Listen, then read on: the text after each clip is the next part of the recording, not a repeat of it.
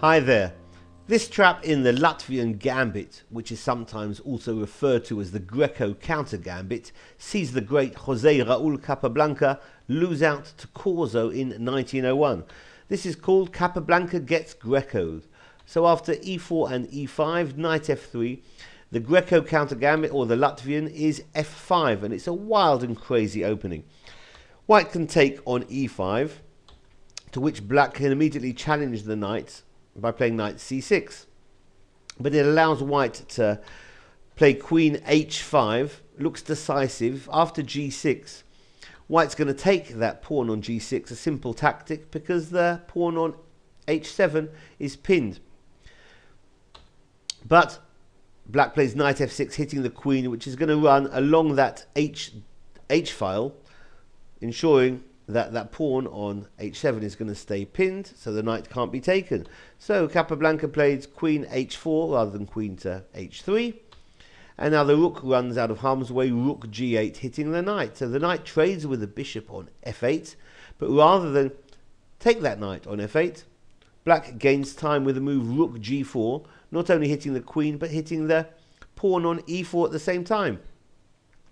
Well, I believe in this position queen h3 was said to be the best move, but Capablanca went for the much more natural queen h6, which defends the knight on f8. So queen h6 is met by rook takes on e4, and this is a tricky position. The move that recommended for white is actually bishop e2. It doesn't look natural because it allows queen e7, bringing the queen in the game, supporting the rook, and the rook's going to take that bishop on e2. Black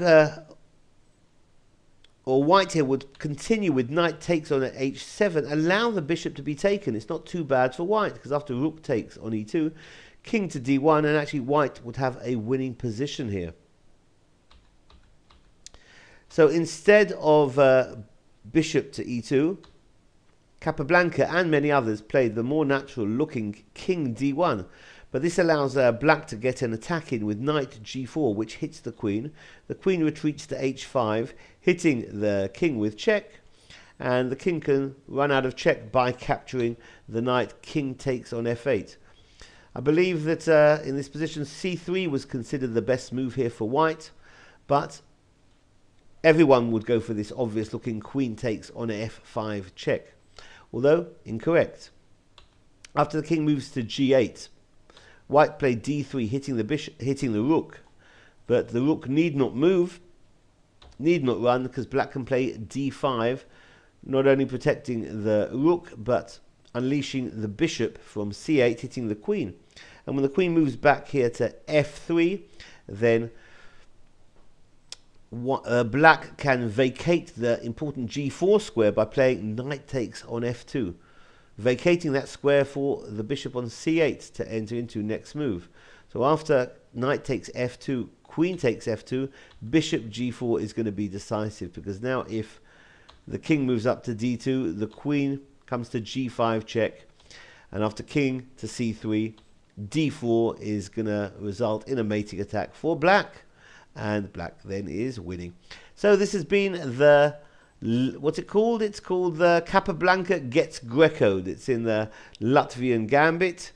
Hope you found this useful. Thanks for watching. Bye-bye.